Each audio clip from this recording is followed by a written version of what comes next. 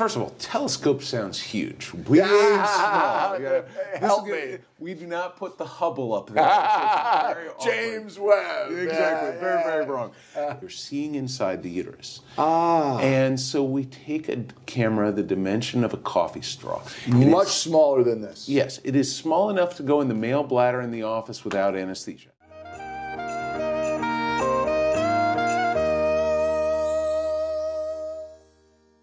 Welcome to the Dr. Gill Show.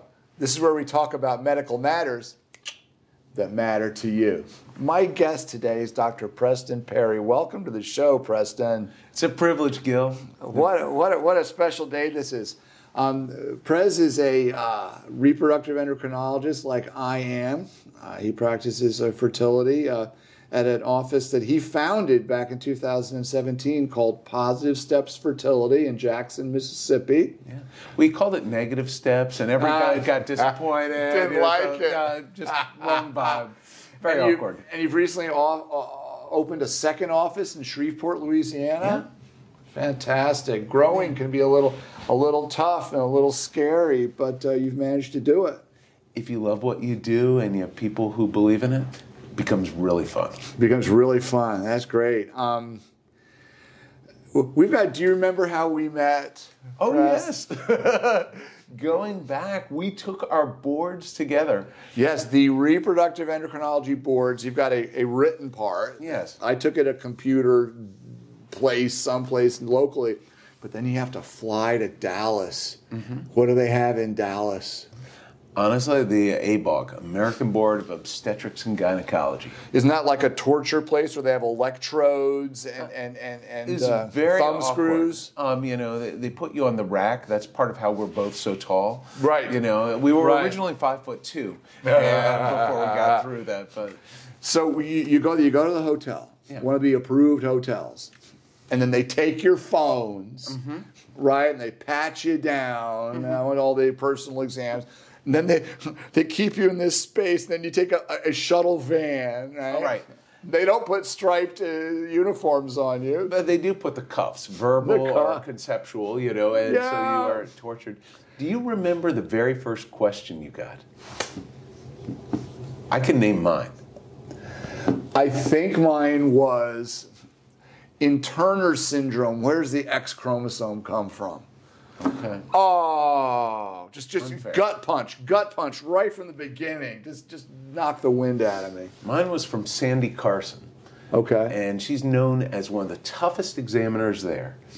And her very first question to me was a woman in her early 50s comes in with menopause. She says, Dr. Parry, I'm having sexual dysfunction, I have no desire, and I'm not enjoying my husband. I need testosterone. What do you do for her? Oh. And I said, Dr. Carson, 2.5 years ago, you gave a lecture where a woman says if she needs testosterone for sexual dysfunction, she doesn't need testosterone, she needs a new husband. Ha! You threw it back at her. I did. Parry. She all of a sudden broke out laughing. She took about 30 seconds to a minute to regain her composure. And she then passed it off to her junior examiner. And she didn't come back to me. She let the junior examiner handle it for the next half hour. That's right. I escaped. So we met at the boards, and when they had us all in a room, I think one of us said, hey, who wants to go out to dinner tonight? Yeah. And everybody was hitting a plane. They were all out of there. Yeah. You and I were staying till the next day, so we went out to dinner. We've been fast friends ever since. Absolutely. It's amazing how I call these angel moments, whether you believe in God or luck or serendipity, whatever it is. It was an angel moment, and I'm so glad the universe put you in my life. And Privilege. You're still my friend. And now we've got to watch each other grow in our careers. I know. We are board certified now, which is really nice. It's a little feather in our cap after all those years of training. Mm-hmm. And we're meeting right now. We're in New Orleans right now at our annual convention of the American Society of Reproductive Medicine. Yeah. It's a phenomenal time. I think there's just been so much wisdom, good talks, but also good conversations over the past bit. It's good to see people year after year. Yeah. Our elder statesmen, the one in particular, one of the rock stars in our field, gets a little shorter every year. One of them's in a a scooter thing, but it's nice to see. I'll never forget Dr. Howard Jones, one of arguably the founder of IVF here in the United States. So he was being wheeled around at age 103. Yeah. And his last year here, I remember that. And so it's wonderful. Well, he was even actually working out in the gym of the Jones Institute at 103. After a stroke, paralyzed, unable to do much, he still, lower body wasn't worked, still doing the upper body, one of the sharpest people I've ever met. Wow. And his wife, Georgiana, was so capable until she had Alzheimer's. But I remember when I was in training, the only time we ever took a moment of silence in the 4 years was the passing of Georgiana. We stand on the shoulders of giants, and it's wonderful to be part of this organization. So I'm taking this opportunity, Pres, to talk with experts in this field, and we all have various subspecialties that we like, that you gravitate towards, and you have gravitated towards hysteroscopy. This is when we put a telescope, without having to cut anything, we put it through what's called a natural orifice, and you are an expert in putting a telescope inside the uterus called a hysteroscopy. Right. Well, again, first of all, telescope sounds huge. Big, small. Help me. We do not put the Hubble up there. James Webb. Exactly. Very, very wrong. But I think we have to look, first of all, for those looking at the word hysteroscopy. Hystero is Greek for uterus. Scope comes from Procter & Gamble for fresh breath. No, scope means to see. You're seeing inside the uterus. And so we take a camera the dimension of a coffee straw. Much smaller than this. Yes, it is small enough to go in the male bladder in the office without anesthesia. I always say if it can go through the guy's anatomy, women can probably handle it pretty well for diagnostics. Right. And you're able to find so much that others have missed. I was thinking about this today after all the conversations I've had. The words we use, the tests we choose, they shape how we think.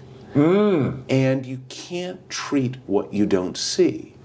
And using accurate testing matters. So here's the thing. This is critical, and people don't realize this, but it gets to the heart of disparity for women's health. So, ENT, ears, nose, and throat. Nasal endoscopy, using a camera to look in the nose. ENT, ear, nose, and throat. Yeah. Right. First of all, they use a camera to look inside the nose, inseparable from the physical exam. Urology, 98% of urologists can do small caliber flexible cystoscopy in the bladder in the office. In the office. Probably fewer than 50% of OBGYNs, probably it's closer to 30%, perform office hysteroscopy. Fewer than 10% routinely do it. Fewer than 1% will use cameras routinely on the scale of urology. Women actually get less accurate, more painful care as a result of disparities in access, and this is why it's a social justice and gender equity issue. Oh my goodness, let me just stop you right there, President, and back up a little bit. Yeah. The uterus, the womb, yes, the hyster is integral in let's say in most women who are born with a normal one. Yeah. Women menstruate, women conceive. Yeah. Women have to deal with these added, I don't want to call them burdens, it's sometimes burdens in their life. And the health of the uterus and problems with the uterus affect the entire health of the woman, don't they?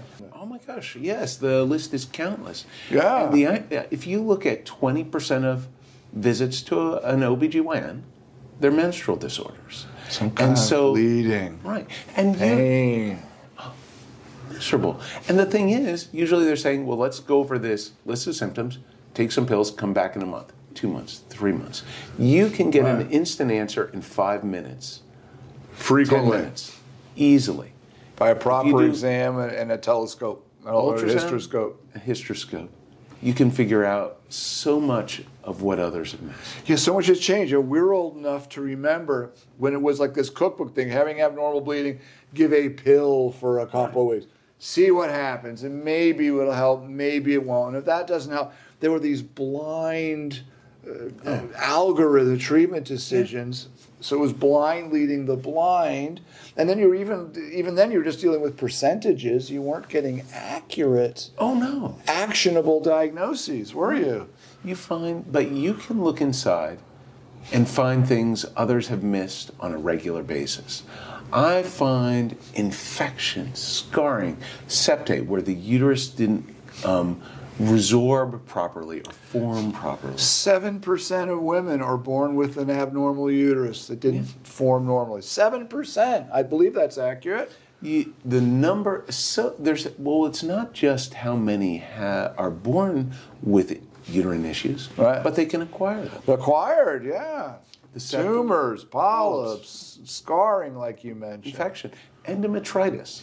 Because that's infection on the inside of the uterus. Right. Think appendicitis, tonsillitis. This is for, itis is the lining of the uterus. Everyone confuses it with endometriosis, which is the lining of the uterus outside the uterus. Right. But inside, so many women have gotten infection. By the way, this is not an STD. People think, oh, I've been clean. It's sexually transmitted disease, right. This doesn't mean you've been promiscuous. It's not a condemnation of your behavior. No.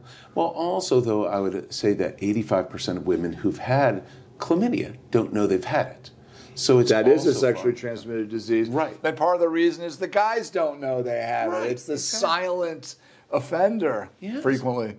So, you can go to some clinics actually in the South where 1 in 3 women have active chlamydia at the time they walk in the door. 1 in 3. 1 in 3. Yeah, if you want, so Louisiana, right now, where we are, this is the epicenter of everything. So, in New Orleans, don't walk outside; it's dangerous out there. But you can see people for all kinds. So actually, Louisiana is number 1, and you've also got Alaska very high. You've got Washington C very high, and then U.S. Virgin Islands apparently not very virgin. I'll just be blunt. And the diagnosis is so simple. It's a Q-tip. Right.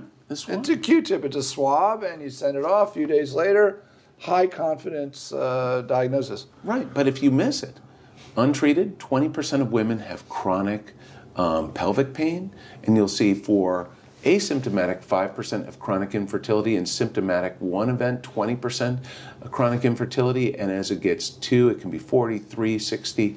The number goes up and up. And gonorrhea is even more aggressive for things. So all kinds of women can have issues. Right, but at least gonorrhea usually hurts. Yes. It's more or less likely to be asymptomatic. People know they have it usually, especially guys. Well, the phrase the clap? The clap. I've always wondered where that came from, but apparently it's because if you get gonorrhea, let's knock that over. If you get gonorrhea, man, you know you have it. That's where it comes from. I think that's where it comes from. It wasn't clapping the penis in a Bible. No, that might be a treatment for it. Right, an old treatment. Very awkward for that. So I didn't know this about chlamydia. I certainly was aware that chlamydia goes unrecognized, especially when a woman is maybe a teenager, Yes. She's afraid to say she's been sexually active, or perhaps she was assaulted and she doesn't want to say. Exactly. And is infected with the chlamydia, and the longer it goes unrecognized, the longer it can do its damage. Absolutely. Actually, I had a case when I was in Boston for residency where a woman, she was Russian. Kind of interesting. Russia had some of the highest rates of chlamydia in the world until they didn't, because they stopped testing and tracking the numbers. But she ended up losing her husband in World War II, hadn't been sexually active since, and we found her with chlamydia. It was still testable. It was still active. 60 years later. Oh, my God. And it was just she hadn't gotten any health care since. And so this... 60 years. Yeah. You're blowing my mind. These are amazing stories that you'll never hear of. And usually you look at detecting it in people who are younger.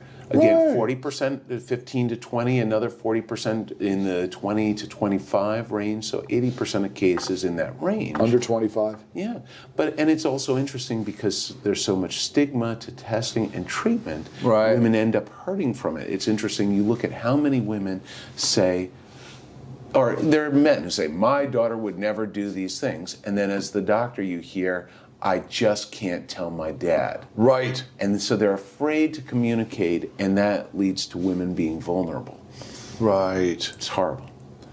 Right. So I didn't realize that there was that much chlamydia. And you could, I was always told, in fact, chlamydia is kind of interesting. It's technically not a bacterium. It's technically an intracellular parasite that happens to be so small, some antibiotics can treat it. But apparently it gets inside cells and can hide. Yeah, for hide ages.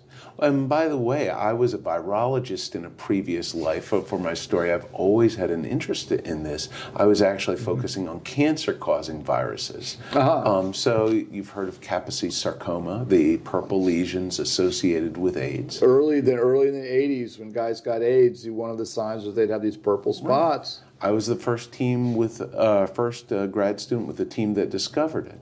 So actually, so that was my grad school work, looking at how it was transmitted, how people were acquiring cancers from having sex, which seems very unusual. So what was the answer? It was this virus. And really? We first figured it out. In fact, actually, when we were cloning the virus, we did all this work, and by subcloning means we were studying to see each little piece.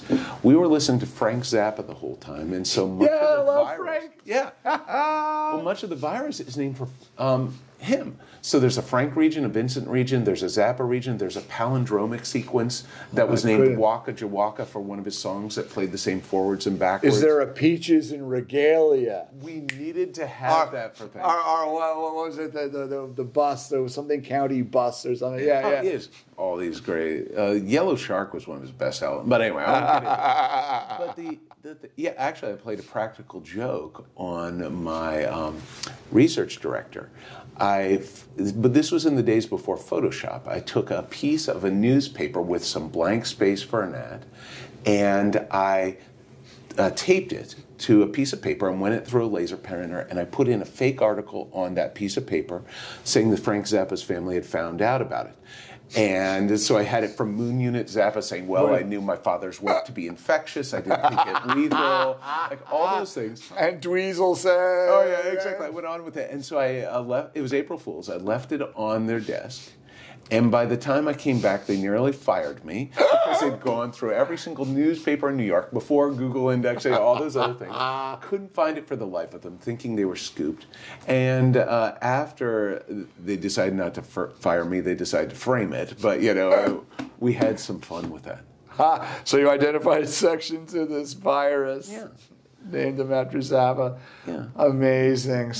But anyway, infections, coming back to the uterus. The uterus. Let's bring this back. Exactly. Well, people can have infections that are bacteria normally in the vagina get into the uterus. And some people have estimated 1%. A lot of people are really putting it at 10% of women with subfertility. And this low-level infection, these small micropolyps, needs a 2-week course of antibiotics, doxycycline. The best study ever done showed largest 94% are cured with 2 weeks of those antibiotics. And really? You won't see it on ultrasound. It is so hard. So tell me about, all right, so let's build this from the foundation up. Yeah. A woman comes to you, or a properly trained or a fully trained GYN physician who has an interest. You got to have an interest. You got to care, right? She's got pain, she's got bleeding. Part of the evaluation can and often should involve putting a telescope, a small little hysteroscope in the uterus. So can you tell us what do you do? So really, you don't even need a speculum. There's a technique called vaginoscopy. You place the camera at the opening of the vagina, and you add a little saline, so a little fluid. A little salt water. Right. It's the fluid that you would get in your arm intravenously if you go to the ER to be hydrated. Eye drops, just right. Normal salt water. Right. But again, very, non-toxic, safe. Painless. Right. Cheap. Put it in the vaginal vault, and you can see the cervix. And then you advance the camera directly through. Most people don't need further opening or anything like that. And so we actually presented about 5-6 years ago that we found more women had problems with the speculum or with an internal ultrasound than we did with a small diagnostic hysteroscope. Interesting. So if they don't do you use a flexible one? Oh, yes. And by the way, people confuse flexible with malleable. A lot of people say that their hysteroscopes are flexible, but that they are malleable, which means they can be bent in a particular position that they stay. Flexible, I use that term more for ones that can articulate. They can bend in response to the person using it to adjust. We have one that can even bend 270 degrees. If it can do almost a full loop, right. If your cervix is more curved than that, the least of the problems is your inability to do the hysteroscopy. Now, this hysteroscope, I believe you're on the cutting edge of the technology. These are not easy to make. And did you, we borrow things from different, there's cross-fertilization. Some of the tools we use, we've got from orthopedics. They used to shave knee cartilage. Well, that would shave a polyp real nicely. Doesn't your hysteroscope, some of it come from neurosurgery or brain surgery? Tell us about that. So I was actually first using I was using the regular hysteroscope made for gynecology. And then, not enough people were buying it, but I found that they actually used the same device with a different product number to look in the bladder, cystoscope. And so I said, well, I can use a cystoscope. Oh, that's fine. And then I started saying, wait a minute. Is there something that's high definition? This is low resolution. This is pixels. This is getting back to your 27-inch TVs for the box TVs. Picture quality makes a big difference. And so by going up from 720p to 1080p, you got rid of the pixels, and you could also go smaller. So remember, technology evolves. This is Moore's Law. Every 2 years, computational power doubles. The pixels in our TV, the processor speed of our phones or our computers, the resolution of our cameras. And so saying, well, why, if you can get something higher resolution with another type of endoscope, which endo looking inside the body for an endoscope, why not get one that is higher resolution and better quality that they just haven't gotten around to selling for gynecology? Seems logical. Right. And that's what you did? And that's what I did. And I found all kinds of things I could never see before, and I could be more gentle, and I could be more accurate. And so So they were already making these for the neurosurgeons? Right. Because they're putting them in ventricles, and they tend to get the really super fancy stuff first. Right. So I just said, well, let me take that and apply it to gynecology. And I found, for instance, endometritis as an infection.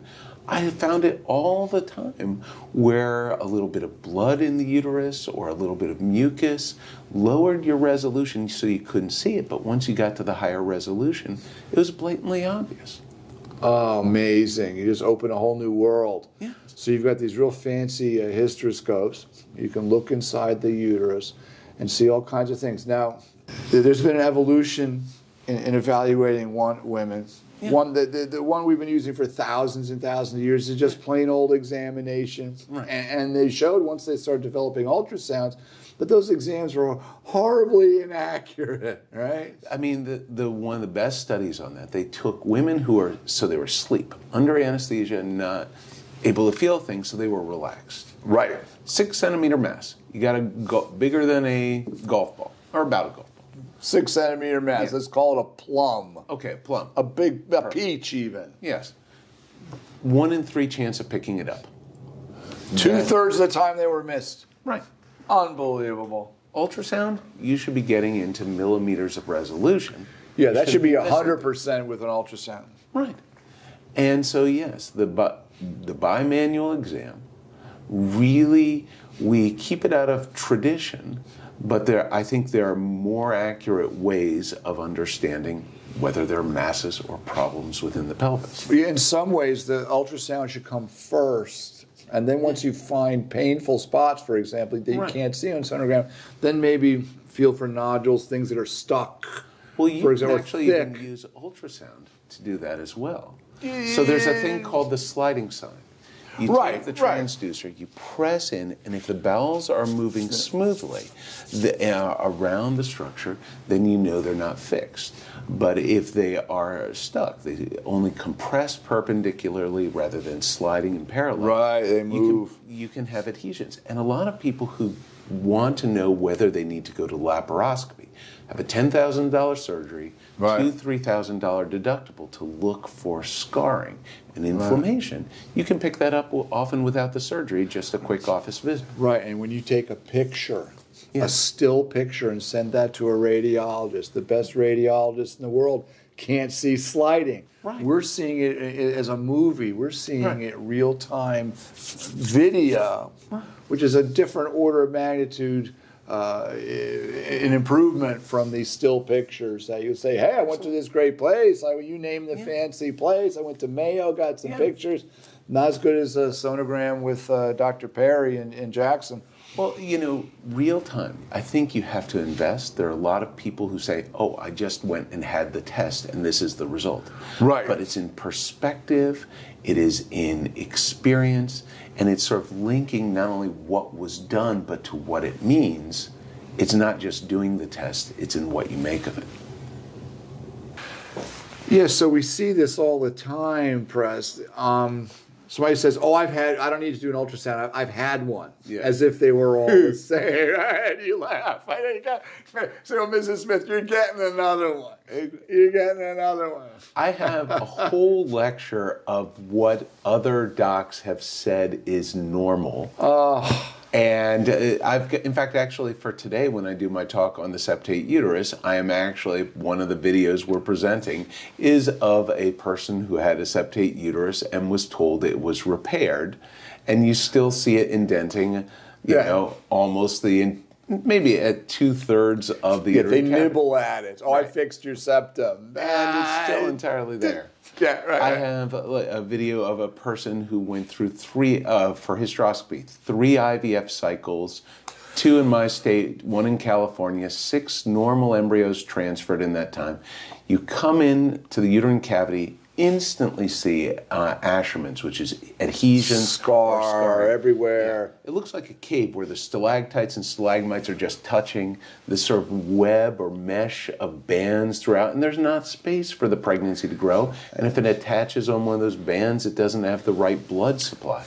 I've got it of infections. I've got it of a person, she had a super early delivery. And she was pregnant and delivered very early. Then another miscarriage. And her REI, her fertility doctor, said, you are completely normal. Oh. And her maternal fetal medicine didn't see something. And you go in with the hysteroscope and you find she has a deep septum.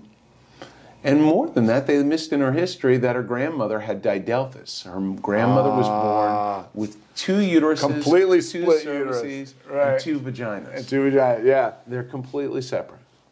And so all these things, again, if you don't look, you can't fix what you don't know about. What you don't know about. So, they're not all the same. And I'll tell you, we'll probably get to this in a little bit. A lot of the laparoscopies I do are redos. Right. I said, oh, I've had my laparoscopy. Yeah. Oh, what did they find? Well, I'm not sure. What did they do?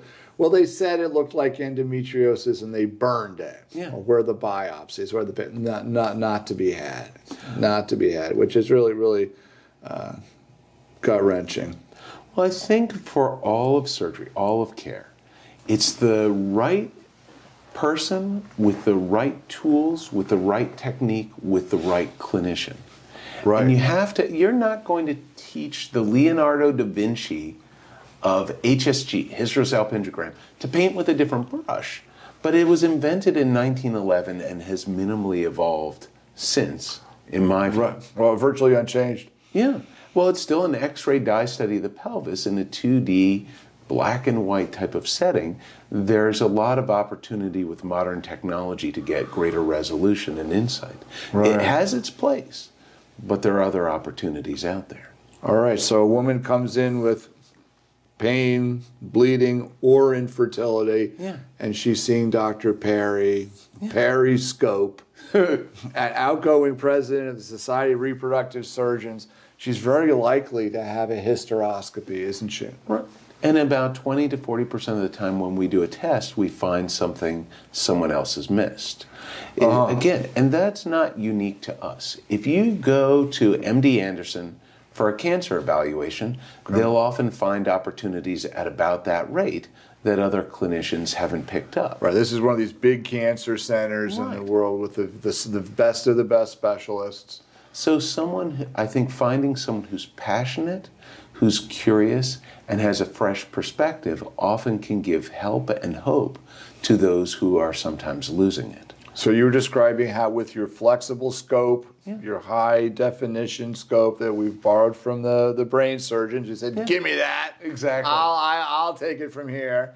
You can do this in the office, minimal discomfort, and you can actually see the gold standard. You can actually see rather than guess with an exam or even an ultrasound, which really isn't a very good test for the inside of the uterus, is it? It misses a lot. Now, we had a debate, actually 2021. The original people who were supposed to do the debate at ASRM weren't able to make it. COVID kept them from COVID. Did you step up, Prez? Did you step up? I stepped up. I did not let that drop. And we were saying which is better, 3D ultrasound versus 2D ultrasound plus hysteroscopy. And I think, again, it's all about tools, all about who's doing it.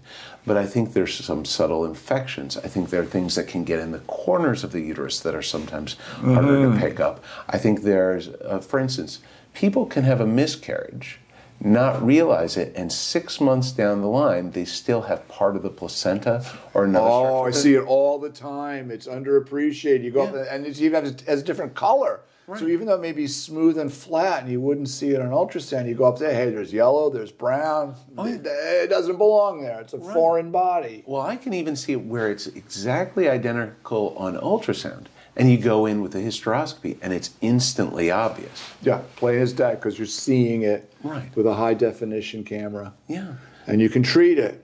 There is so much that's treatable.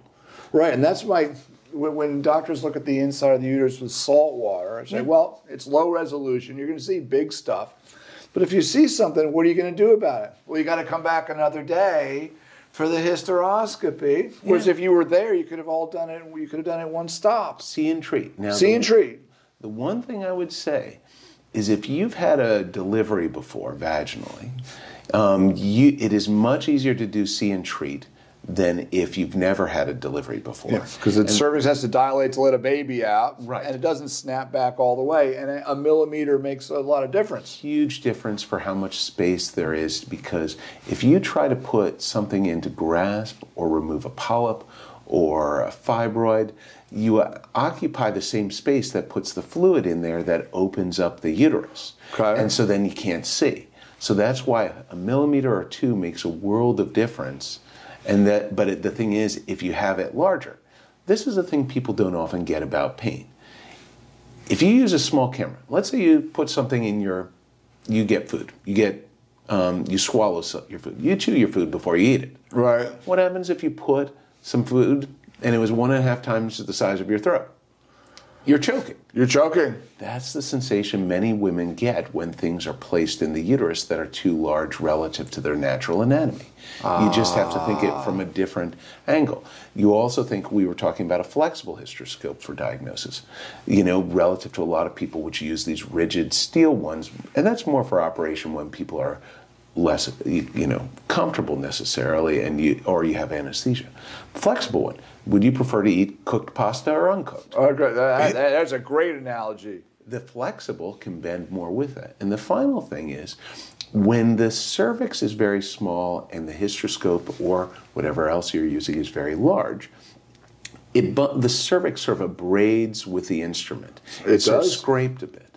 Yeah. And so what you have to say is, if you have the cervix larger than what you're using, the fluid flows out around and it doesn't get so you caught. want a seal, but not too tight. Well, if they're awake, you want the good, or if you're asleep, you want the seal because you can see much better stretch. But if you're awake, that tight seal is what leads to pain. Okay, so just with what you were saying, Think about overeating. I mean, okay, never mind simple overeating. Think of Thanksgiving dinner. Yeah. It's not over when you're full, it's over when you're ashamed of yourself. This is what we... Reminds me of a gorilla joke. Right? Yeah, well, you got it. And so with it, when you have a really large hysteroscope relative to a small cervix, which matters more for women who haven't had a baby before, you actually cause much more of that pain. So you have to be uniquely mindful of comfort for women who haven't had those deliveries. Mm-hmm. But and once you know that's part of the problem, you know the game that's being played, you can stack the rules to win it. Gotcha. So you can diagnose and treat a variety of issues that affect women's lives, their quality of their life, or their fertility potential.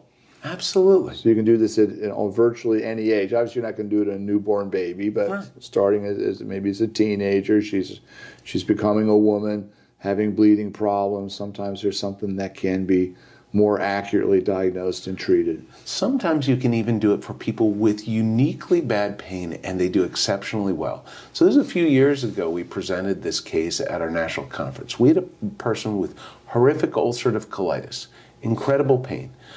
We had tried to help her conceive, placed a speculum, and her pelvic pain was so intense that when we did the insemination, then removed the speculum, she'd been tensing up so much that when she relaxed, she actually had fecal incontinence. Oh, I remember you presented the case. So she's got these and a surgical history. Her poor thing. She was just traumatized, and she couldn't take your normal examination without embarrassment and pain. Right, and so we put the hysteroscope in, and she couldn't even feel it. And then we said, wait a minute, if she did well with the hysteroscope for that, what if we did hysteroscopic insemination? Get the sperm where you need them painlessly. So we did the camera where we didn't have to do a speculum. We used saline for the vagina. We used the sperm wash media to channel as we went through the cervix. And when we got in the uterus, we injected the sperm through the hysteroscope into the uterus. A little bit of more sperm wash media to flush it out. Right. Took the hysteroscope out, cleaned the heck out of it, several times, and left it for 3 days so no accidental pregnancies, if anyone else. And she got pregnant. And you mean clean it out of the sperm? Okay. We didn't want. Let's clear out what we're cleaning out. We're getting sperm out of the equipment. We didn't want the next patient having a problem. Gotcha. But she got pregnant and barely felt a thing. So I think this comes back to the perspective. Now, first, for any woman with severe pelvic pain, worried about it, get support, get help. And also make sure there's nothing that's a problem for the anatomy, for the biology, address psychological and other social wellness issues that may be contributing to it, but also know there may be different techniques and approaches that may be able to help without necessarily having to have anesthesia or other, where people are asleep, or other advanced treatments beyond that. Wow. So when you look inside, you can see, you mentioned micropolyps. These tiny little things that you're never going to see on sonogram. Sometimes it's a forest. Sometimes it's not just dozens, but hundreds of these little tiny, they look like little mini punching bags. Or, actually, you know that scene in Aliens where you go in and the pods are all opening up on the back? I've seen it like that. So they're everywhere. Yeah. And that means it can be associated with a low-grade infection? Yes, that's very easily treated with antibiotics. And I think we're evolving where 10, 15 years ago, many people weren't even looking for it. And now we're realizing how common, how important, and how treatable it is. So if you were to see micropolyps in a woman, for whatever reason you're there, would you biopsy? Would you take some samples of that? Is that important, or is that diagnostic enough just to give some antibiotic? 85% of the time, if you see that, it's real. Okay. And so the thing is, if you're just saying, hey, if I had to biopsy it, that can add $1,000, $1,500 to cost. Oh, yeah. But if you're saying my treatment, which will wipe out, largest study, 94%, is $30 worth of antibiotics. You don't necessarily need a $1,000 test for most women to make a $30 decision. And that's why we routinely just give doxycycline to every woman right before, early in the cycle before an embryo transfer. There, a lot of people have debated that, but I think there's a good case that can be made for that to at least take some things off the list. There's a little more flexibility in many cases, particularly given how much effort and how important, the creation of each embryo is. Yeah. Now, the bigger polyps, frequently that you can see on sonograms, that I think is once they become another question I remember from my boards, they have a sonogram of a polyp in the uterus. Yes. And they say it's 0.9 centimeters. What are you going to do? And they said, now it's 1.1 centimeters. Yeah. What are you going to do?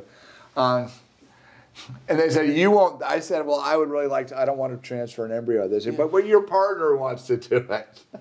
So I love it. They want. But anyway, the polyps that size, I don't like them. Yeah. Well, I want them out. Only one randomized controlled trial ever done for it, Perez Medina, 2005, and it showed, regardless of size, it was a 2/3 reduction in fertility.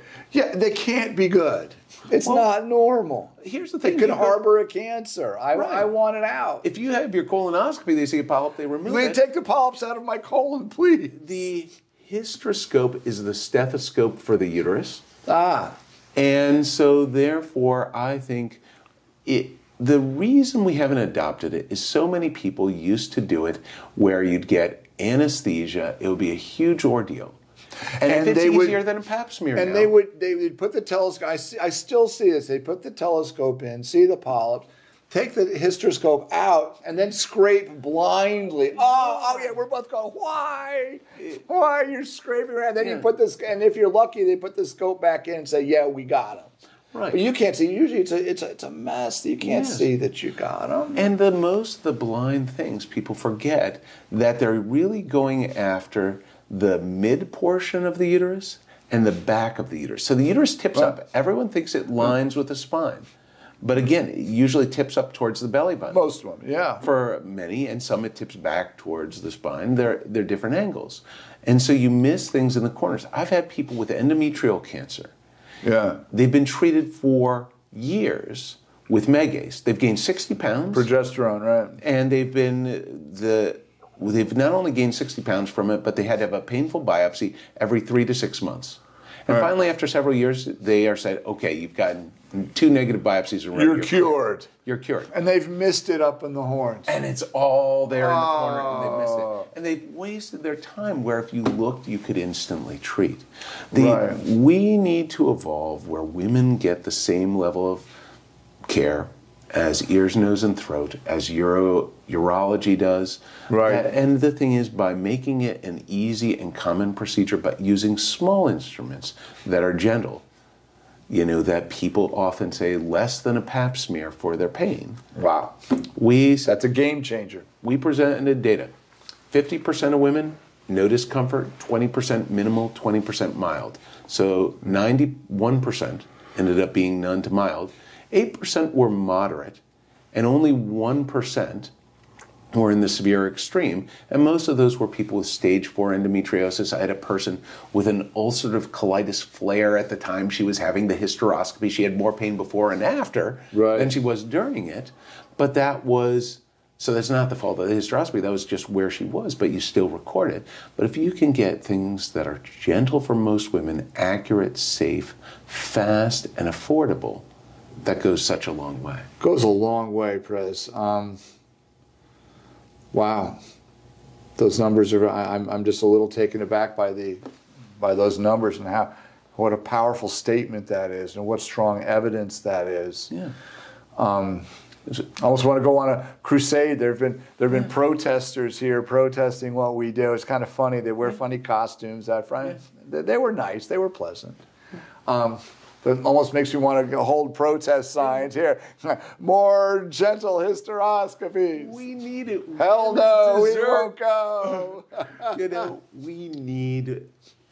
nobody has ever said gynecology is too gentle. Right, yeah. We need to... We're famous for the early experiments. Oh, yes, with Sims and everything. We have to take it into the next century. And that's very doable. We just, the future is already here. It's just not widely distributed. William Gibson said that. Bill Gibson, where was he? I know that name. Bill Gibson. Was he Bill Baylor? Gibbons Where was he? Baylor, but William Gibson was a writer, did Neuromancer. He was a predictor of the internet, phenomenal writer for things. Yeah. All right. It's just not widely distributed. Yeah. I love that. So I think we can fairly say that advanced office hysteroscopy, it's very effective. It can be low pain. It should be adoptable by any competent OBGYN. It doesn't have to be a fertility doctor. Like we live, I joke that I sleep with my hysteroscope. I can't see without my hysteroscope and my ultrasound probe because that's my eyes to my work. Well, even nurse practitioners in many settings can even do this well. It comes down to talent. Yes. Like you might remember this from residency. Sometimes the hotshot resident's the better surgeon than the old attendant. Oh, we won't go into that. Right. It's just, and everybody's good at what they're good at. Well, I always say this. You know, one would think as a guy I should be able to find spark plugs. I don't look in there. Spark plugs? I never look in my car. I'm not good under the hood. You know, but I think also that's okay. Women can outsource. People can find someone who loves what they do. They're passionate. They're good at it.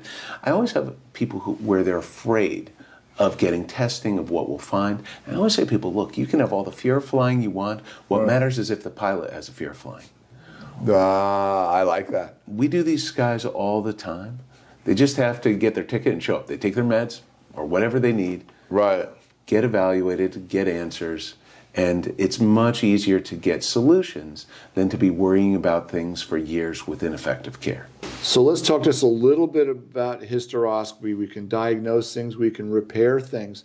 Now your model of the uterus here shows in a schematic how the triangular shape of the uterus can sometimes be V-shaped or abnormally shaped because these two little tubes that Dr. Mueller identified in the 1800s in Germany, that's why they're called Muellerian ducts and Muellerian anomalies.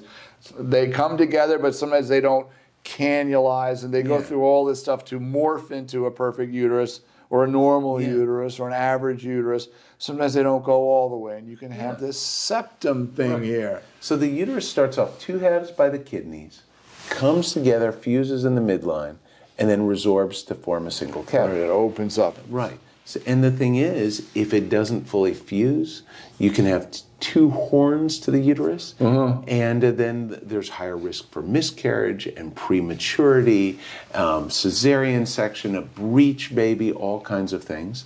And if it does fuse, it's more repairable with a septum. Now, people who read about septate uterus, there's going to be a huge controversy from this one trial called the TRUST trial. Okay. And the most important thing to know is there are a lot of docs who don't trust the TRUST trial. There were a lot of problems in the design. We're going to have forthcoming guidelines coming out that say a lot of what we thought before, which was put on pause a little bit by TRUST, that many people it is reasonable to still turn to the previous way of thinking. And so many of us still remove the septums when we find them. All right, so we can put a telescope up this way and go up there and with some little scissors, just divide. I think the preferred word is divide. Yes. Divide this septum. And generally, I'm doing more and more of these in the office. A septum causes its problems, at least in part, because it doesn't have very good blood supply.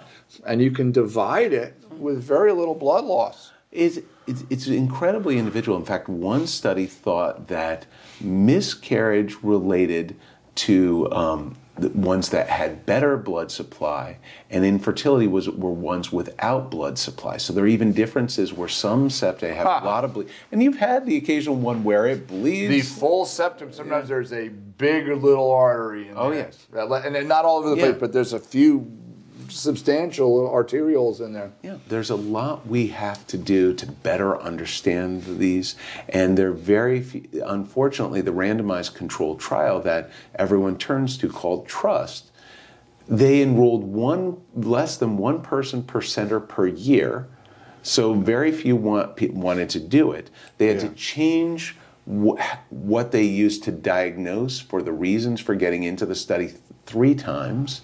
Yeah, it's a moving target. They were doing a lot to burn it. Remember, we talked that there's cutting. There are ways of using energy well, but at the same time, a lot of might have done it differently. And actually, I don't know if you've ever had this. 5% of the people where they had the surgery done or went in to do the surgery, there wasn't even a septum there. They were defining indentations as small as 4 millimeters as a septum, potentially. Right, and that's where we would just call that a normal variant or an arcuate type shape that most consider just a normal occurrence. And the thing is, also, if you look at the group for whom they studied, their control group where you didn't intervene, great study that was done where they looked at women who they just screened people before their first pregnancy, before ever getting pregnant for the first time. Just screen, say, who do we have?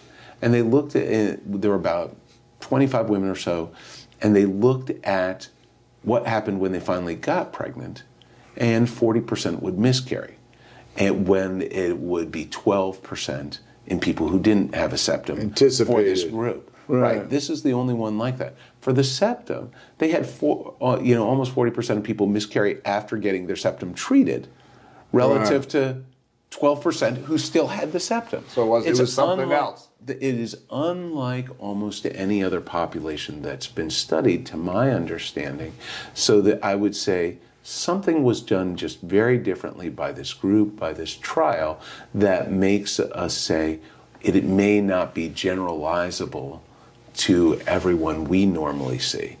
That's my interpretation of it. Gotcha. And once again, operator dependent. And when I'm dividing a septum, I'm very carefully going through the white, bloodless part. When I see pink, I stop. Yeah. When I see the blood vessels, I know to stop. So now there's these other very common tumors called fibroids that can stick into the cavity. Sometimes they're right in the middle of the cavity or on a little stalk. It's called intracavitary. We can remove those. Now, sometimes they're under the lining and they're protruding in. Right. And as long as they're not too enormous, we can take those out with the hysteroscope as well. Starting to do, that's when you start using anesthesia because you can get into blood problems, breathing problems and whatnot. Now, where I start to question what am I going to do, I start thinking, what is my plan of action or plan of attack for these?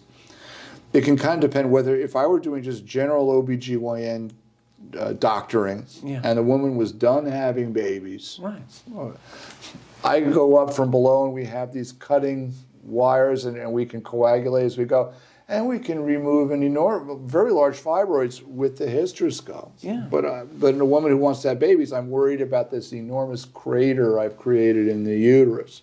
So in those cases, if a woman wants to have babies, even though I can see it, I could theoretically take it out, I'll still consider taking it out with a laparoscope so that I can not only take it out cleanly, but stitch the uterus back together tight so we don't have this big hole in the uterus. What are your thoughts on that approach? So several things on that. So first, when you remove fibroids that start getting into the wall of the uterus, fibroids displace, they don't invade. So if you take a pool ball and you put it on the strings of a guitar and you see the strings of the guitar separate, as you take that ball away, the guitar strings come back together. Snap back.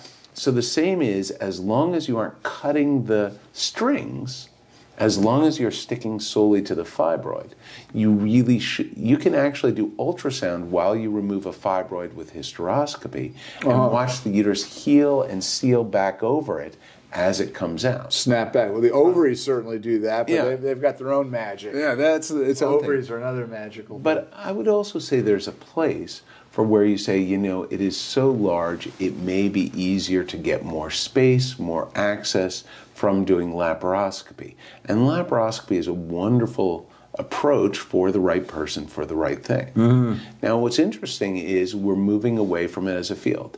In some ways, sometimes too much. But the one thing that has really shifted is for endometriosis diagnosis. Everyone used to do this all the time. 25, 30 years ago, that was first line. Nowadays, one of the interesting statistics, and we teach this all the time, for minimal to mild disease for stage 1, stage 2 endometriosis, you have to do about 30 laparoscopies for one additional child. So it's called number needed to treat. Kind of an interesting number. Because you say that you really need about 20 if people have endometriosis, and 1 in 3 won't have endometriosis when you go in there for minimal to mild disease. So that's where the 30 number comes from. And again, now advanced endometriosis, which are endometriomas, which are sort of these large cysts within the ovary, those you have to do, those you can often pick up on ultrasound, the loss of the sliding sign. So often moderate and severe disease you can know in advance. But if it's minimal mild, there may be other ways of thinking about it without having to necessarily jump to a $10,000 surgery when insurance doesn't always pick it up. Right, when it's for pain being a different reason. Pain completely different world. different. A standalone reason or indication to do something. Fertility only. Purely, yes. Right. And again, the goal is, for people to be 9.5 months without a period and then another year of breastfeeding. That is helpful and therapeutic for many. In fact, actually... For many. Controversial, but it certainly seems that pregnancy and nursing help endometriosis pain. Actually, one of the interesting studies on that showed that if a woman had a vaginal delivery instead of a C-section, she did better for her pain for endometriosis for a while to come. By opening up the cervix, your flow for menses is more likely to come out vaginally than back up through the tubes. If you have a constricted pipe, more pressure builds up than if you have a more open pipe. So actually, I encourage women who have endometriosis to have a vaginal delivery if they can, and if they can't, they don't have to. Sure. But then also you want to have menstrual suppression, Mirena IUD, birth control pills continuously afterwards. And again, the fewer periods, the less is implanting in the pelvis and the less recurrence you have. So so we're not going to talk about what's called Samson's hypothesis. And I think there's going to be people protesting that doesn't occur. Many things. Yeah, so it's a whole new bag of worms we won't approach here. But let's just say that laparoscopy can be used in conjunction with hysteroscopy. Absolutely. Whenever I do a laparoscopy, I always do a hysteroscopy. I call it the bumper to bumper. When you want your car fixed, you don't care if it's the radiator or the timing belt. You just want your whole car to work. Right. I want Tony to put it up on the lift and fix everything, please. You're the mechanic. That's Fiat. Fix it again, Fix it again, Tony. Correct. So I call this the bumper to bumper. If you're there, if you're in the operating room, you're already paying for anesthesia, you're already on the table, fix everything. Get it all. So I always do hysteroscopy with laparoscopy in all these complicated cases that we address that are not always infertility, not always pain. Sometimes they're abnormal bleeding. And sometimes we just don't know what the problem is and we need to check it out and find out. If you don't look, you won't find it. You don't look, that's right. That's my right. mantra. That's fantastic. So, Prez, is there anything that you would like to talk about us in our last couple of minutes here? Talk to us about that is important that you'd like our audience to know, or women in general, about things that may be happening to them or care they may not be happy with. Do you have any last thoughts or words of advice, please? The best thing I can tell women is to not go it alone. The reality is so many people think they have to fix it themselves, that they're the only one going through this, that they're abnormal, and they take this weight and guilt and shame and so many things, when actually they're really normal. And if they got support from someone who's used to looking at these things, I don't try to fix my car myself. People shouldn't try to fix their uterus themselves. Go to someone who does it every single day, and they're a lot more likely to get answers and get where they want to be. And the effort behind just getting it right from someone who knows is far less than having to do it yourself. And it gives people peace, and that's a wonderful thing when you can see them relax and realize this has been what's driving things for me for years. Oh my gosh, we finally have it. And I'm not crazy. Never. It's not in my head. That's great to know.